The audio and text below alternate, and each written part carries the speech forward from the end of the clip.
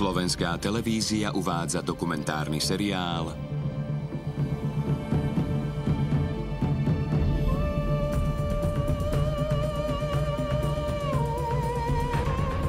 Planéta Zem z hora. Sopky, nespútaná zem. Druhá časť.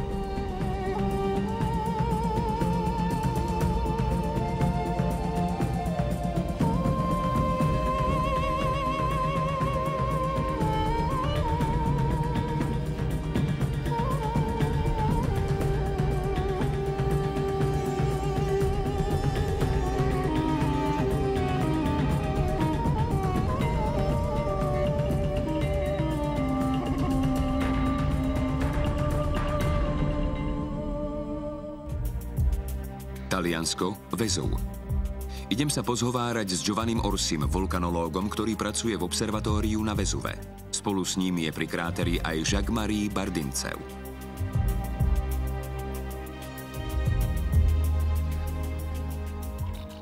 Giovanni, ako vulkanológ sa so Jacquom Marie poznáte už 20 rokov. Prečo patrí Vezúv medzi najnebezpečnejšie sopky sveta? Vezúv je nebezpečný, lebo je stále aktívny. Z dejín sú známe viaceré jeho erupcie. Nie sú nebezpečné len pre okolitú krajinu, ale najmä pre ľudí, ktorí tu žijú. Nebezpečenstvo nepredstavuje len výskyt samotnej sopky. Na jednej strane je konkrétna sopka a jej schopnosť vulkanických erupcií. Skutočné nebezpečenstvo však tkvie v tom, že v jej okolí žijú ľudia. Keby bola sopka podobná Vezuvu na Kamčatke, Aliaške alebo Aleutských ostrovoch, sopečné mechanizmy by boli presne také isté. Neboli by však nebezpečné, pretože ide o neobývané oblasti. Ostrov Montserrat. Napríklad sopka Soufriere Hills na antilskom ostrove Montserrat. Horúce mračno zahalilo do posmrtného rubáša hlavné mesto Plymouth hneď, ako z neho stihli utiecť ľudia. Odvtedy je to mesto prízrakov, novodobé Pompeje. Táto katastrofa by mohla byť pre Neapolčanov výstrahou. Z 12 000 obyvateľov mesta Plymouth zahynulo 19. Keby sa nad Neapolom prebudil Vezúv, bilancia by bola nepomerne horšia. Vzhľadom na to, že Vezúv sa týči nad husto obývanou oblasťou a je stále aktívny, od čias Pompeji je najsledovanejšou sopkou sveta. Vezuvu sa venuje obrovská pozornosť. Sledovanie a každodenné porovnávanie nameraných parametrov nám umožňujú pozorovať vývoj sopky a prípadne aj presne zistiť, kedy sa jej systém vyvinie do eruptívneho štádia. Myslíte si, že sa Vezúv prebudí v dohľadnej dobe? Myslím si, že áno. Raz k tomu príde, aj keď ešte presne nevieme kedy. Magma nasledujúce erupcie Vezuvu sa dnes nachádza v hĺbke 8 kilometrov. Kým sa dostane na zemský povrch, bude potrebovať čas. Presne sa to určiť nedá, ale potrvá to aspoň niekoľko týždňov. Non sappiamo quanto tempo, ma verosimilmente non meno di settimane. Dunenie a dym trvali o niekoľko týždňov dlhšie ako obvykle. Tak sa prejavil Vezúv pred svojou poslednou erupciou na jar v roku 1944. Vrch sa vtedy znovu otvoril a valiaca sa láva a sopečný popol zahalili záliv do takmer úplnej tmy. Žeravé prúdy zasiahli viaceré dediny v okolí Neapolu a pomaly, no neodbytne sa zmocňovali priestoru pred očami ohromených a bezmocných ľudí. Erupcia trvala 2 týždne a za obeď jej padlo 30 ľudí.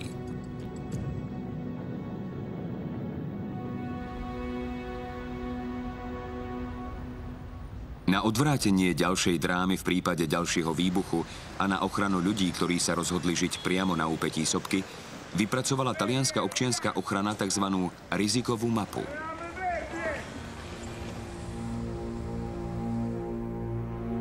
Červená zóna je vulkanickému riziku vystavená najväčšmi. V sídliskách najbližšie k Vezuvu žije 500 000 obyvateľov. Popolu a Pemze Vezuvu je v ďalšej zóne vystavených okolo 200 000 ľudí.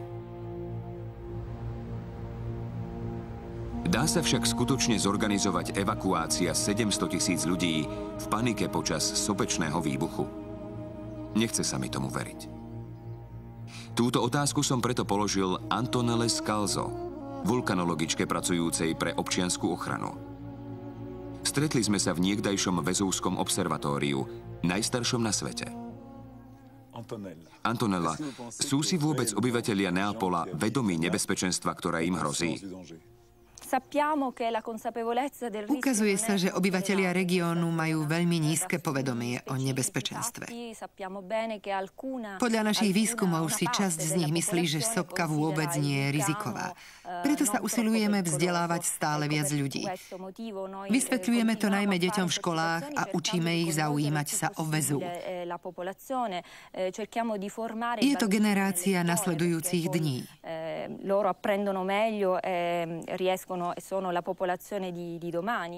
Musí však byť ťažké evakuovať domy, v ktorých ľudia dlhodobo žijú.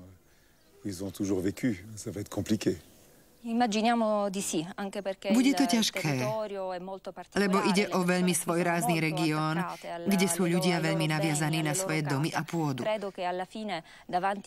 No z očí v oči riziku smrti sa podľa mňa nikto nebude zaoberať hmotnými vecami, ale záchranou seba a svojej rodiny. A každý sa bude usilovať vzdialiť z nebezpečnej zóny. Antonella sa spolieha na zodpovednosť obyvateľov. Vezuv im podľa nej dá na evakuáciu 72 hodín. Čo sa však stane, ak sa prebudí oveľa rýchlejšie? A kto o evakuácii rozhodne? Existuje síce vedecká rada, ale po nej nasleduje rozhodnutie, ktoré je politické. Ako to spolu súvisí? Najdôležitejšie je spolupracovať. Spolupráca vedcov a zodpovedných politikov je absolútne kľúčová. Výsledky za posledných 30 rokov sú veľmi povzbudzujúce pre všetkých, ktorí žijú v blízkosti sopiek. Celosvetovo žije na úpetí potenciálne aktívnych sopiek asi 5 miliónov ľudí. Je to veľa. A nie je preto ani možné všetkých vysťahovať. Ak k tomu pridáme ľudí v seizmických alebo záplavových oblastiach zosuvu pôdy a technologické nebezpečenstvá, uvedomíme si, že život je vždy riziko. Ale prijímame to, lebo je aj príjemný. Vy by ste v Neapole žili? Ťažko povedať. Keby som bol Neapolčan, žil by som tu rád. Ale nie som a veľmi sa mi nechce sťahovať k problematickému susedovi. To znamená, že by ste v Neapole žili nerád. Ale veľmi rád sem chodím.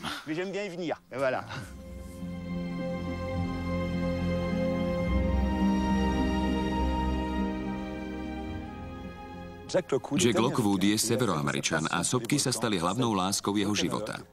Ako vulkanológ pracuje už skoro 50 rokov a všade na svete hľadá aktívne sopky.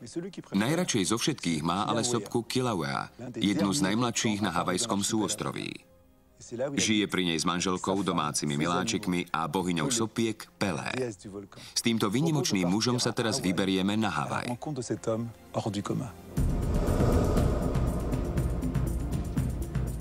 Havaj, veľký ostrov Kilauea. Vulkány uvoľňujú veľmi veľa energie. Ľudia, ktorí žijú v ich blízkosti, veria v sopečné božstvá. Cez krátery sa energia Zeme dostáva na povrch a sila človeka je popri nej veľmi nepatrná. Niekto to nazýva mágiou. Prečo nie? Mágia ohňa triskajúceho z útrob Zeme. Úchvatné a strhujúce predstavenie. Jack Lockwood takých videl už stovky. Skúmal najväčšie sopky našej planéty a už 30 rokov žije na Havaji pod jednou z najaktívnejších sopiek súčasnosti. Už 25 rokov prebiehajú v sopke Kilauea neprestajné erupcie. Patrí medzi najmladšie sopky Havajských ostrovov.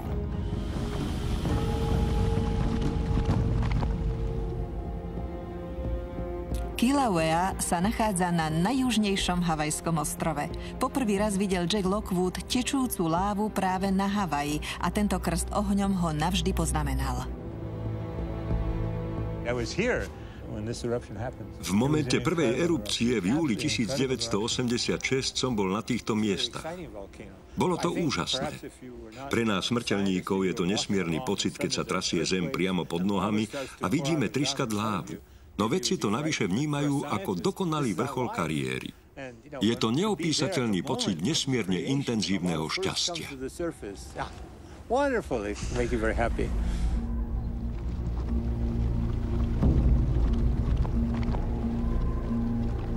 Po svahu sopky neprestajne prúdi láva. Denne sú to tisícky kubických metrov. Nič ich nezastaví a zničia všetko, čo im príde do cesty.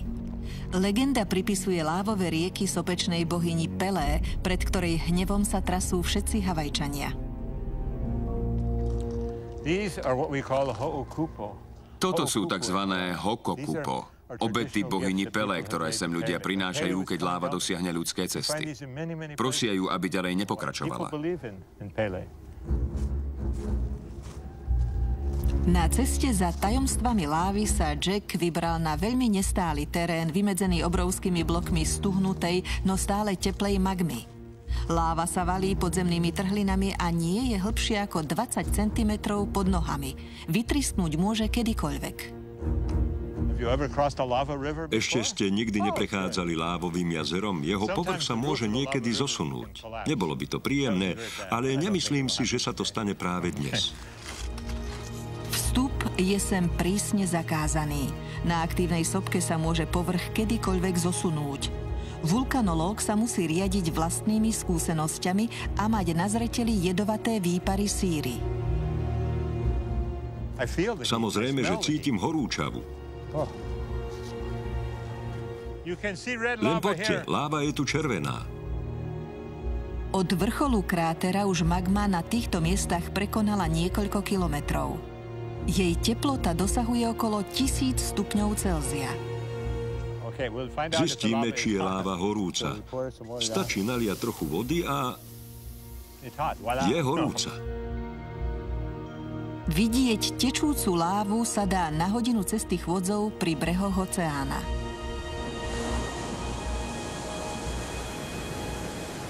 Žeravá láva sa po prekonaní desiatok kilometrov vlieva do mora, ktoré má teplotu 20 stupňov.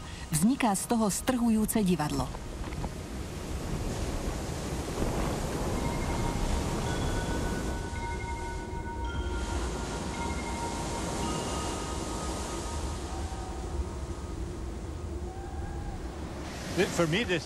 Tomuto hovorím šťastie. Nevidel som Pelé už 2 roky. Láva vteká do mora už mesiac. Vedel som o tom, no vidieť na vlastné oči je vždy iný zážitok. Vnímam to ako filozofickú metaforu. Je to konflikt medzi oceánom a lávou.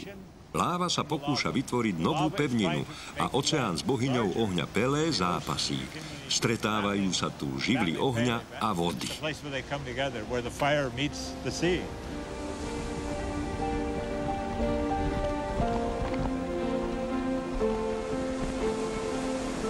V kráľovstve bohyne Pelé tvorba pevniny neustáva. Rozloha veľkého ostrova Havaj sa každoročne zväčší o niekoľko hektárov. Máme veľké šťastie, že sme sa teraz ocitli na týchto miestach. Nevedeli sme, čo uvidíme. Pelé nás rozmaznáva, keď nám ponúka takýto pohľad. Na druhý deň navštevujeme Jacka v jeho dome, ktorý si postavil na úpetí sopky Kilauea. Ako vulkanológ cestuje na všetky svetové strany, ale doma sa zaoberá nielen vedou, ale aj chovom zvierat. Niektorí ľudia majú len jedno zamestnanie. Ja som vyrastal na farme a zvieratá milujem. Sú súčasťou môjho života. Jack sa naučil rozumieť sopkám aj vďaka svojmu vzácnemu vzťahu s celou prírodou. Uprednostňujem prácu v prírode, či už ide o sopky alebo o moje zvieratá. Nerád pracujem s ľuďmi, nie som mestský človek. Davy mi naháňajú hrôzu. Na programe dňa je nová expedícia. Jackova manželka Marta ho už nesprevádza v teréne, ale ešte vždy mu pomáha naplánovať priebeh expedície.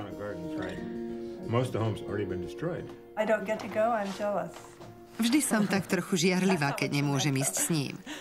Ale nie, nebojím sa. Niekedy sa hnevám, alebo som nepokojná, že by sa predsa mohlo niečo stať a viac by sa nevrátil.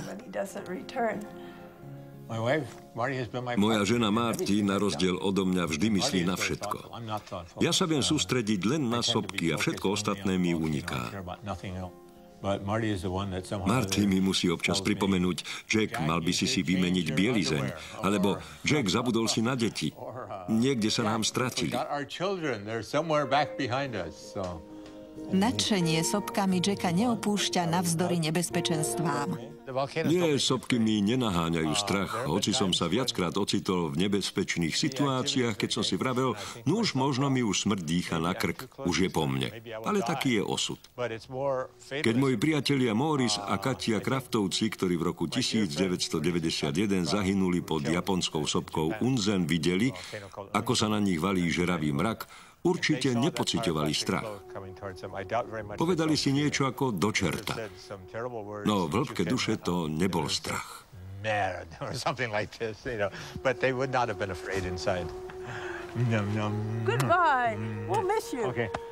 Ahoj, budeš mi chýbať. Veď neidem zápasiť s africkou zverou, idem len na Kalapan.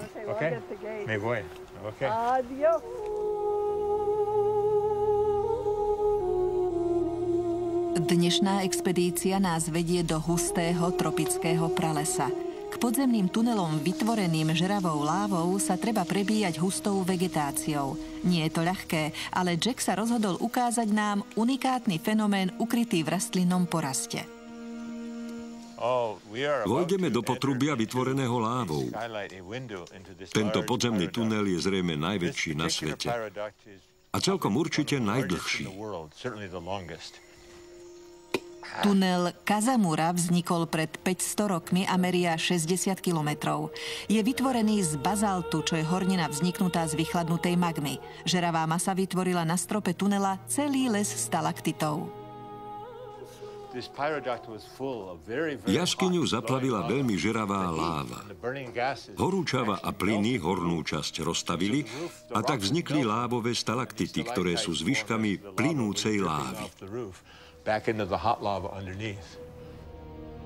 Na Veľkom ostrove sa nachádzajú stovky lávových tunelov. Všetky sa začínajú v lávovom jazere ležiacom na vrchole, v hlavnom kráteri sopky Kilauea, ktorý sa volá Puo.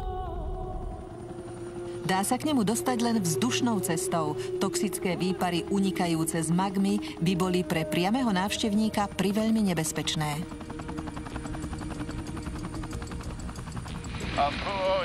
Erupcie sa v kráteri Puo začali v roku 1986. Je to hlavný zdroj lávy, ktorá ďalej tečie do mora. Láva pochádza z permanentného magmového stĺpu nachádzajúceho sa v hĺbke 2900 kilometrov pod kôrou Tichého oceánu. Sopka Kilauea a jej lávové prúdy za posledných 20 rokov zmenili krajinu na Havaji na nepoznanie. V roku 1990 láva zničila mestečko Kalapana na juhu ostrova a 500 ľudí bolo nútených opustiť svoje domovy. Niektoré nové domy však vyrastajú na láve, ktorá ešte nestačila poriadne vychladnúť. Tieto domy vyrástli pred 5-10 rokmi. Keď okolo nich pred niekoľkými mesiacmi pretekal nový lávový prúd, ľudia sa určite veľmi báli. V tejto časti láva preteká pravidelne a každý mesiac zničí niekoľko domov. Zdá sa, že každodenné riziko pre tunajších ľudí nemá žiadny zmysel. Zamiloval som sa do tejto krajiny, pretože som ďaleko od ľudí a to sa mi páči. Býval som v Los Angeles, kde žije 10 miliónov ľudí. Zbožňujem sledovať sopku, keď z nej v noci začne stekať láva. Je to strhujúce predstavenie. Ste tu tak trochu v úkryte. Asi áno, ale pre každý prípad som zbalený. Pripravil som sa pred mesiacom, keď láva pretekala veľmi blízko. Odvtedy som kedykoľvek pripravený odísť.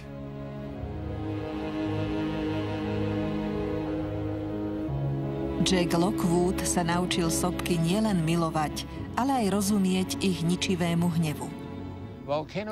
Sopky sú užitočné. Dávajú nám úrodnú pôdu, poskytujú nám geotermálnu energiu, ktorá osvetľuje naše mestá, pomáhajú nášmu svetu.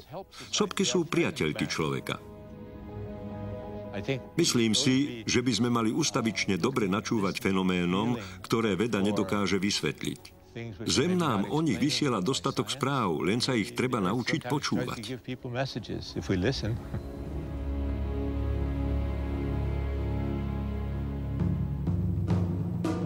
Taliansko je krajina sopiek. Nedaleko Neapolu sa nachádza sopka síce menej výrazná, za to však podobne nebezpečná ako Vezúv. Táto oblasť je známa aj ako Campi Flegrei, Flegrejské polia. Povrch tejto plochej vulkanickej kaldery dosahuje 150 štvorcových metrov. Leží západne od Neapola a dobre viditeľná je len z výšky. V okrajových častiach mesta sa krátery nachádzajú tesne vedľa ľudských príbytkov a fumaroly pri ihriskách nie sú žiadnou zriedkavosťou. Na ceste ku kráterom v spoločnosti Giovanniho Orsiho nás sprevádza intenzívne teplo a prenikavý pach odparovanej síry. Najviac však prekvapí ohlušujúci hluk. Práve sme v najaktívnejšej zóne Flegrejských polí. Volá sa Pisciarelli. Táto fumarola vznikla v marci 2008.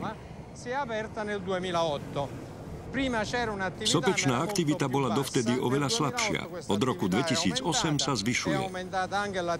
Voda pochádza z freatickej hladiny vody a na zemský povrch ju vytláčajú plyny.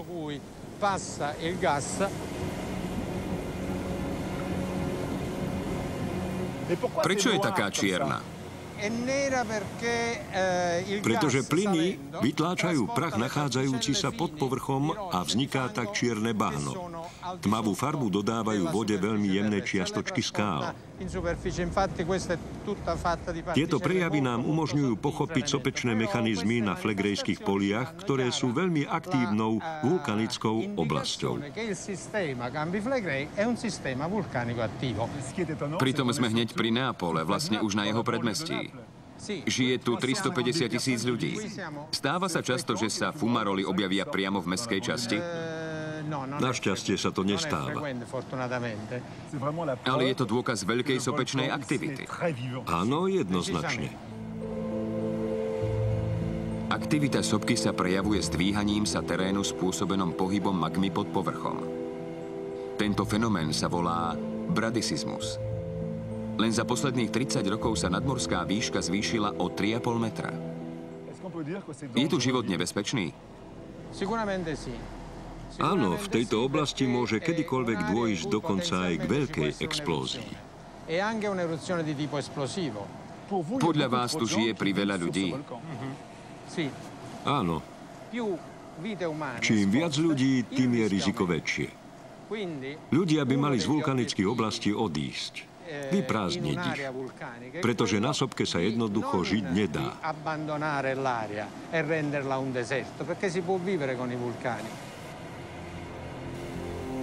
Oblasť, kde vznikla fumarola, patrí súkromnej osobe, ktorá žije len pár desiatok metrov odtiaľ, hneď za športovým komplexom. So Silvanou Romerovou som sa stretol priamo u nej doma. Táto Neapolčanka žije pri sopke od narodenia. Dobre ju pozná. A dokonca si k nej vypestovala vzťah.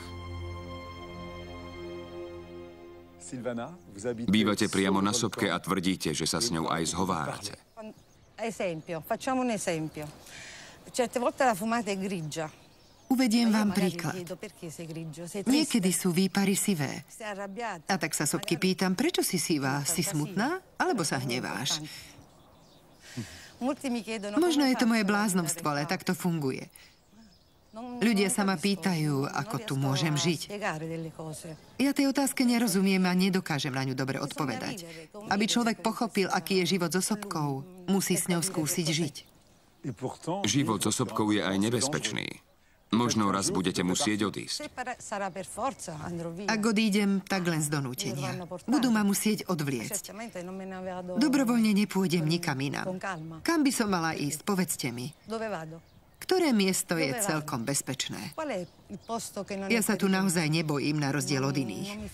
Veď celý život je veľké nebezpečenstvo.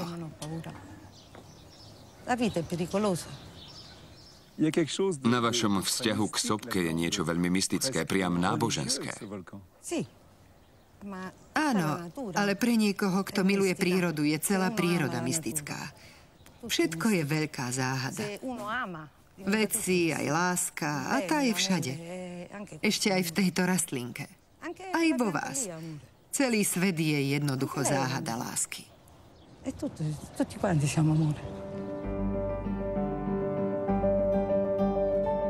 S podobným mysticizmom bez akýchkoľvek prejavov strachu som sa stretol u všetkých tých, ktorí žijú so sopkami. Či už na Flegrejských poliach, pri Vezuve, pri Etne, alebo tu, na Liparských ostrovoch.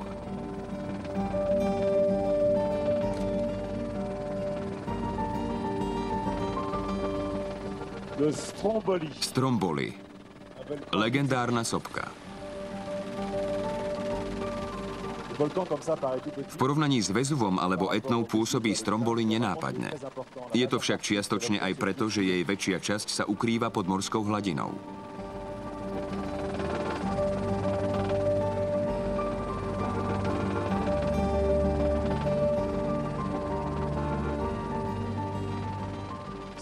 Stromboli ľudia nazývajú majákom Stredomoria. Táto sopka neprestajne vybuchuje. Dlho pred vznikom moderných majákov využívali námorníci jej svetlo ako navigačný bod.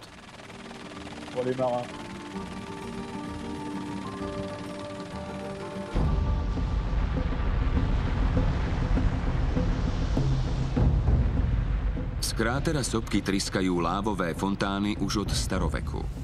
Dňom aj nocou, niekoľkokrát za hodinu.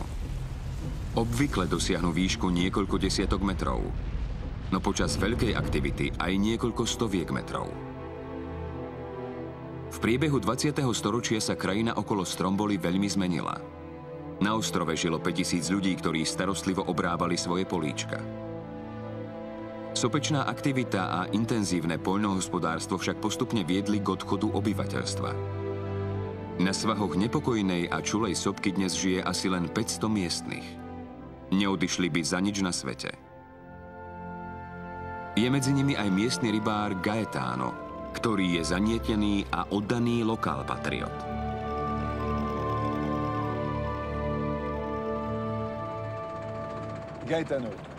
Tvoja rodina tu žije už 5 generácií. Sopka je pevnou súčasťou vášho života. Samozrejme, my sme autochtónni obyvatelia ostrova. Narodil som sa tu. Stromboli je môj ostrov, som to ja. Všetci ho poznáme ako vlastnú dlaň. Keď zo sopky stúpa biely dym, znamená to dobré počasie. A keď je naopak tmavý, ohlasuje búrky, dážď, výchricu. Niekedy vydáva veľmi hlasné dunenie. Znamená to severovýchodné vetry.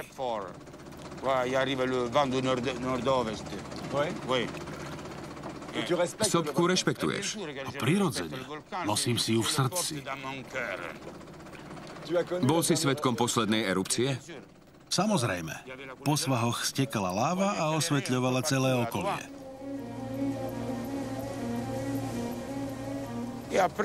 Valila sa potom ešte niekoľko týždňov.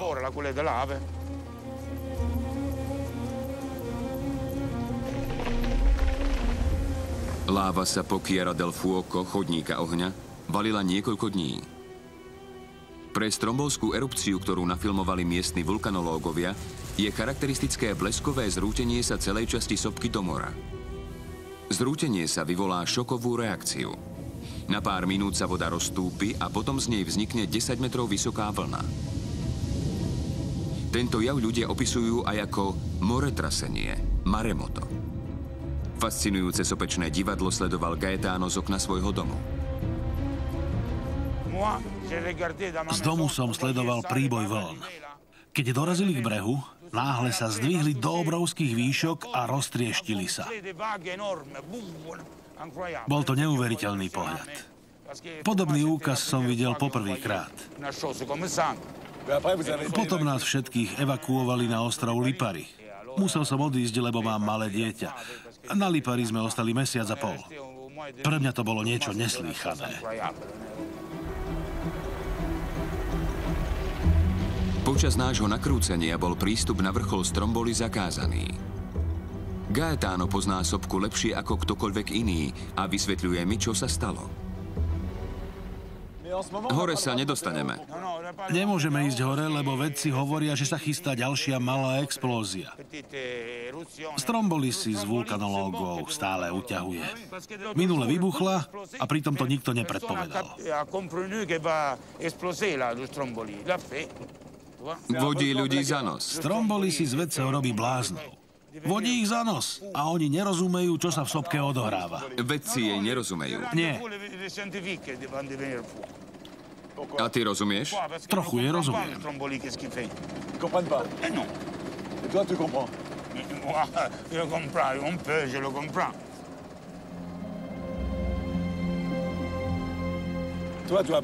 Ty sa Stromboli vôbec nebojíš? Nie. Ostaneš tu do konca života? Samozrejme.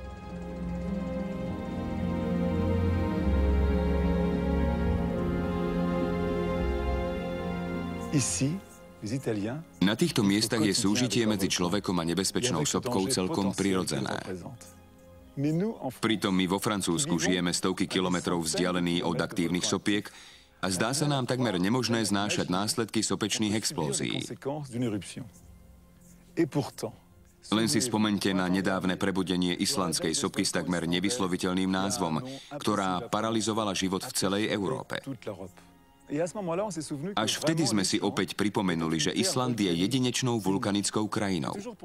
Hovorí sa, že na počiatku sveta vyzerala naša Zem tak, ako vyzerá Island. Je to krajina, aká nemá obdobu.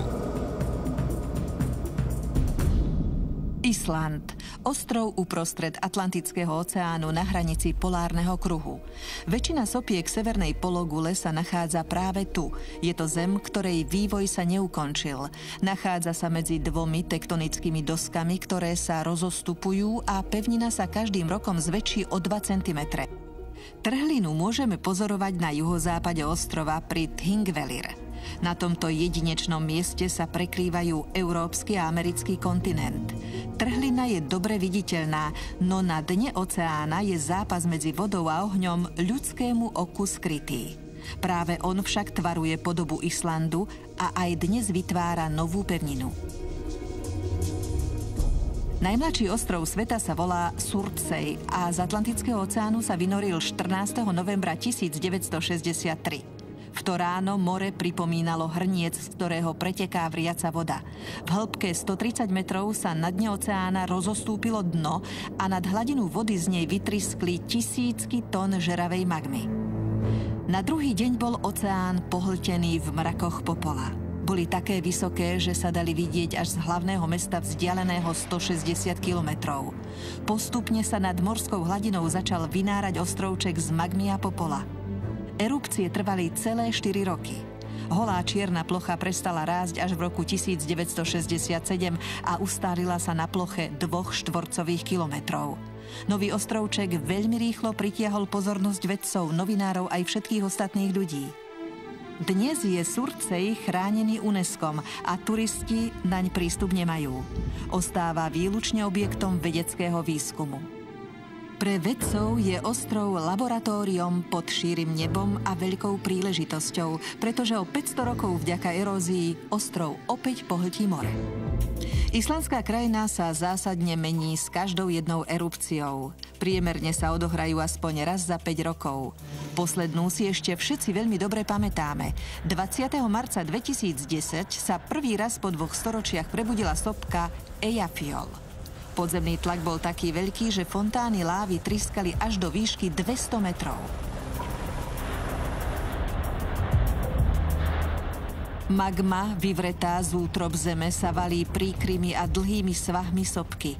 Žeravé lávové rieky otesávajú tvary ľadovca ako sochárske dláto.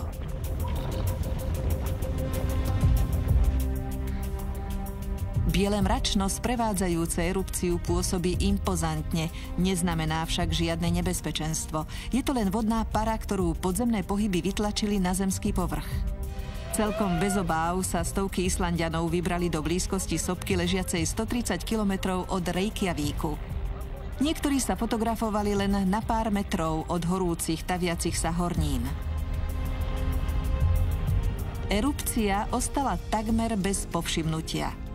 Ale už o 3 týždne 14. apríla 2010 jej ďalšia erupcia ochromila doslova celú Európu.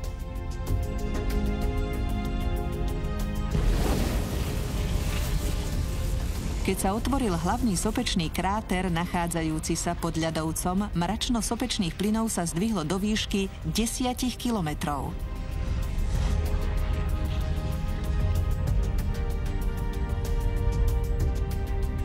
Torkel Eriksson je farmár. Jeho statok leží nedaleko sopky. Na explóziu sopečného popola si spomína veľmi živo.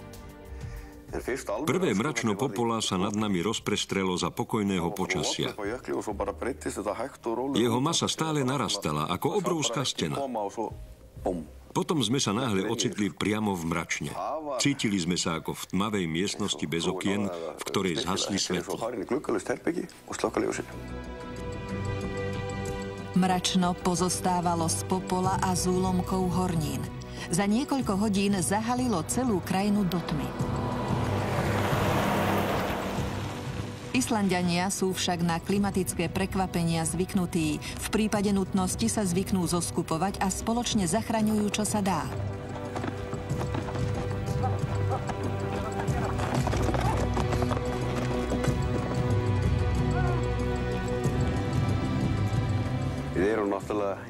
My, Islanďania, sme celkom závislí od prírody a musíme jej dôverovať. Príroda sa nedá ovládať, to je isté. Naopak, ona ovláda nás. Postupujúce mračno pokrylo celý kraj 10 cm vrstvou popola, ktorá je takmer nepriepustná.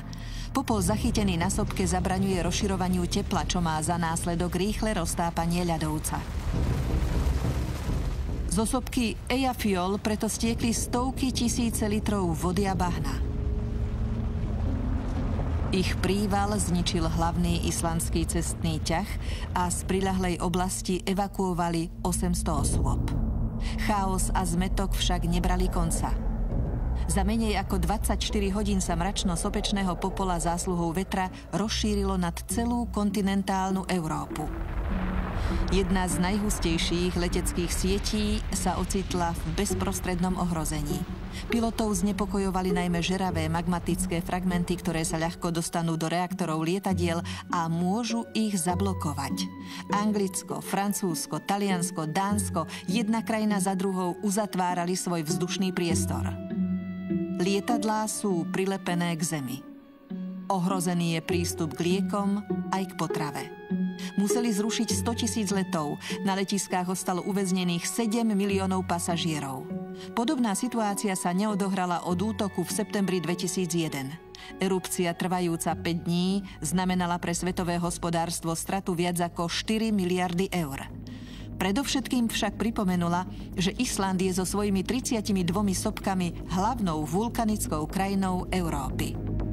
A tak zatiaľ, čo sopka Eyjafjöll opäť začala driemať, vulkanológov znepokojuje susedná, 10-krát silnejšia, nebezpečnejšia, neviditeľná sopka Katla. Ukrýva sa pod týmto ľadovcom v hĺbke viac ako 500 metrov. Obidve sopky spájajú magmatické kanály. Obor síce zatiaľ spí, ale všetci vedia, že po výbuchoch Eyjafjöll často nasledovali oveľa ničivejšie erupcie Katly. Island sa vracia do života, no zároveň vie, že onedlho príde nové prekvapenie. Stromboli existuje už 10 000 rokov. Pri každej novej erupcii menia jej podobu prúdy lávy. S vulkanológom Jacquom-Marie Bardincefom sa mám stretnúť na pláži s čiernym pieskom, obohnanej vulkanickými horninami. Dozvieme sa, že sopky zohrávajú kľúčovú úlohu v ekosystéme a môžu ovplyvniť aj klimatické zmeny. Majú sopečné erupcie vplyv na podnebie? Áno, to je už dokázané. Paradoxne však sopky klímu neotepľujú, ale ochladzujú. Do atmosféry sa z nich totiž dostávajú čiastočky popola, ale aj plynov, ktoré vytvárajú kvapôčky, aerosoly. Tie pohlcujú isté slnečné lúče a na Zemi preto teplota klesá. Z islandskej sopky Eyjafjallajökull sa do atmosféry nedostalo také veľké množstvo popola a plynov, aby to malo vplyv na podnebie. Ale po výbuchu sopky Pinatubo na Filipínach v roku 1991 sa do vzduchu dostalo 10 kubických kilometrov popola, čo je 10-násobne väčšie množstvo. Na severnej pologuli v zápätí zaznamenali ochladenie o 0,4 stupňa, čo trvalo 4 roky. Hovorí sa, že výbuch sopky Laki na Islande vyvolal francúzsku revolúciu. To je veľmi zjednodušené tvrdenie, ale určite na ňom niečo je. V roku 1783 vybuchla na Islande sopka Laki. Vznikla obrovská trhlina dlhá 25 kilometrov, plná kráterov, chrliacich žeravú lávu, ale najmä obrovské množstvo plynov a aerosolov, ktorých mračno sa rozšírilo nad Európu. Trvalo to niekoľko mesiacov. Všeobecne sa veľmi ochladilo, v dôsledku čoho bola zlá úroda. Z cirkevných záznamov vyplýva, že všade významne vzrástla úmrtnosť. Nasledovali dlhé roky zlej úrody a núdze. A keď sú ľudia hladní a zúfalí, riešením je často práve revolúcia. Francúzska revolúcia by bola zrejme vypukla tak či onak, no výbuch sopky ju možno urýchlil. Ľudstvo kedysi v dôsledku sopečnej erupcie takmer vyhynulo. Ako ďaleko je to v geologickom čase? Hovoríme o tisícoch a 10 000 rokov. Napríklad vulkanické jazero Toba vzniklo erupciou pred 74 000 rokmi. Je to vlastne sopečná kaldera. Erupcia bola 15 000 násobne silnejšia než na Islande. Zachovali sa jasné stopy. Takto vzniknutá kaldera na indonéskom ostrove Sumatra meria 100 kilometrov a široká je 30 kilometrov. Genetické výskumy ukazujú, že ľudstvo sa zrejme vyvinulo len z hrstky jedincov. 3 000 až 10 000, ktorí erupciu prežili.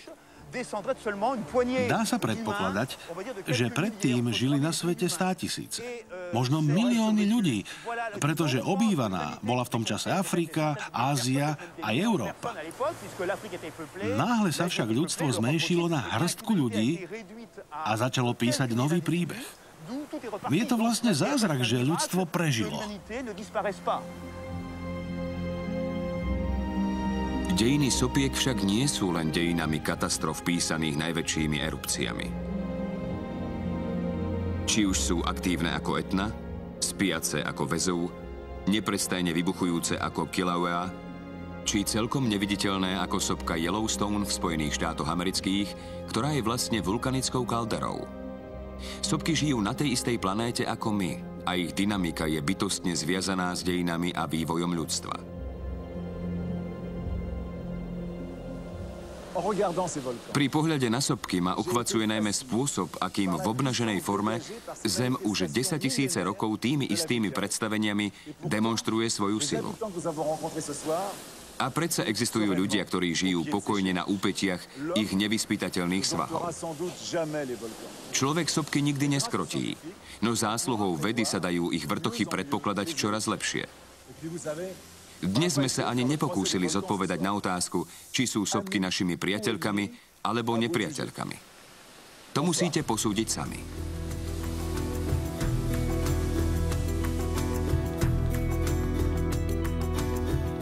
Na záver sa chcem poďakovať všetkým, ktorí nám lepšie predstavili svet sopiek a ich zvláštnosti. Ďakujem Žakovi Marii Bardincefovi, ktorý sa tak ochotne podelil o svoje zanietenie pre Zem a jej sopky. Ďakujem Borisovi Benkemu za jeho nákazlivú lásku k Sicílii a Getne. Vďaka aj Žánovi Pierovi Brunovi, ktorý nás sprevádzal Pompejami a vysvetlil časť ich tajomstva. Giovanni Orsi stráži spiaceho obra Vezúv 24 hodín ako vytrvalý lekár. Ďakujeme. Antonelle Skalzovej patrí vďaka za starostlivosť o bezpečnosť obyvateľov Neapolského zálivu, ohrozovanú vulkanickými procesmi. Ďakujem Charliemu Chrysafulimu a Johnovi Majorovi, ktorí na sopke Svätá Helena skúmajú procesy vzniku nového života. Vďaka Alicii Bonakorčiovej, ktorá s láskou k pôde pestuje vinič na úbočiach Etny.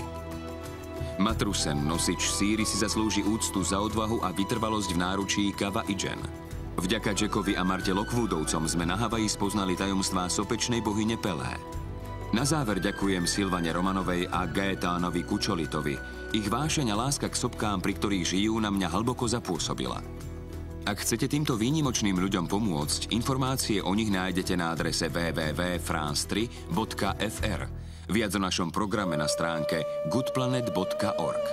Ako všetky ostatné časti planéty Zem zhora, aj táto časť sa usiluje eliminovať uhlík. Pri realizácii našich reportáží sme sa totiž prepravovali helikoptérami aj lietadlami a do atmosféry sme tak vypustili tony uhličitých plynov, ktoré sa podieľajú na globálnom oteplovaní. Aby sme však dostali nášmu ekologickému presvedčeniu, rozhodli sme sa odškodniť toto znečistenie účasťou na projekte Akcia uhlík. Projekty podporujú vytváranie vlastných obnoviteľných energií všade tam, kde ľudia potrebujú na výrobu tepla a na obživu drevo. Ide napríklad o vytváranie bioplynov zo zvieracích exkrementov v Indii a v Číne. V Bolívii a v Peru budujú slnečné piecky. V Senegale vyrábajú ekologické kurivo z buriny a biologického odpadu. Umožňuje ekologické varenie, ktoré zabraňuje vyčerpávaniu neobnoviteľnej energie, odlesňovaniu a samozrejme aj emisiám škodlivých látok do ovzdušia. Týmto spôsobom sa usilujeme bojovať proti klimatickému otepľovaniu, čo je veľmi dôležité. Slovenské znenie vyrobila Slovenská televízia pre Rozhlas a televíziu Slovenska 2011.